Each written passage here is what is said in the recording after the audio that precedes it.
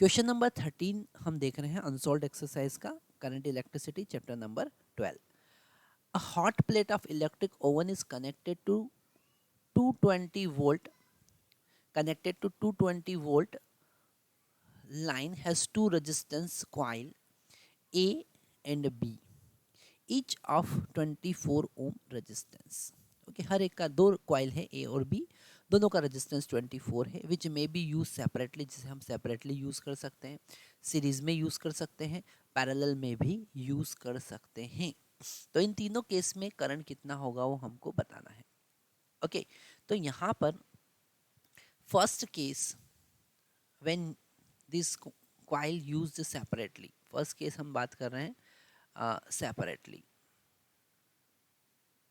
अगर हम separately use करेंगे मतलब एक सिंगल कॉइल को हमने यूज़ किया, एक सिंगल कॉइल हमने यूज़ किया और इसको कनेक्ट किया है 220 वोल्ट वोल्टेज सप्लाई से, 220 वोल्ट वोल्टेज सप्लाई से कनेक्ट किया, तो करंट यहाँ पर कितना होगा, 24 ओम का रेजिस्टेंस है। सिंपल हम यहाँ पर लिख सकते हैं V is equal to I R. हम यहाँ पर ओम्स लॉ का यूज़ करेंगे। ओम्स लॉ हमको पता है V is equal to I R होता है, तो V का वैल्यू यहाँ पर 220 गिवन है, I हमें फाइंड करना है फर्स्ट केस में, और रेजिस्टेंस का वैल्यू 24 ओम गिवन है। तो यहाँ से हम I फाइंड कर लेंगे, दैट इज 220 डिवाइडेड बाय 24, है ना, it will become 110 divided by 12 ampere. इसे और भी हम आगे सॉल्व कर सकते हैं।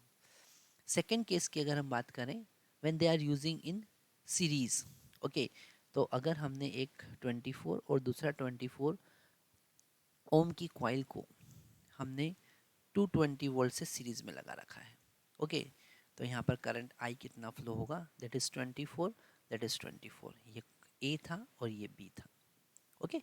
तो यहाँ पर टोटल रेजिस्टेंस अगर सीरीज में देखें तो टोटल रेजिस्टेंस 8 हो जाएगा, 24 plus 24 that is equal to 48, 48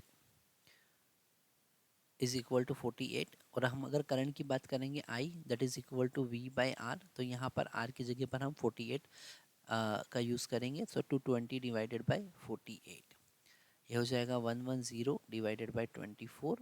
इसे आगे भी सॉल्व कर सकते हैं, 55 divided by 12 ampere, okay. So that is the answer in second case. Third case हम यहाँ पर देख लेते हैं, case number third, when they are connected in parallel. Third case हम देख रहे हैं when they are connecting in parallel.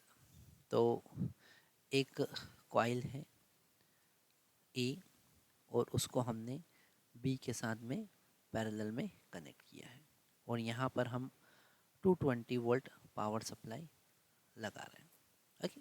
तो यहाँ पर इन दोनों का इक्विवेलेंट रेजिस्टेंस अगर हम देखें, आर इक्विवेलेंट देखें तो R1 R2 divided by R1 plus R2 that is 24 into 24 divided by 24 plus 24। Directly आप लिख सकते हैं 24/2 that is equal to 12 ohm, directly भी लिख सकते हैं।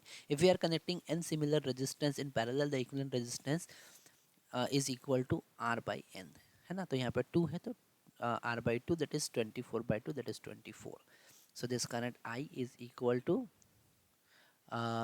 220 divided by resistance 12. So it can written as 110 divided by 6 ampere. इसे आगे भी आप सॉल्व कर सकते हैं, इसे हम लिख सकते हैं 55 divided by 3 ampere, okay. So that is the answer.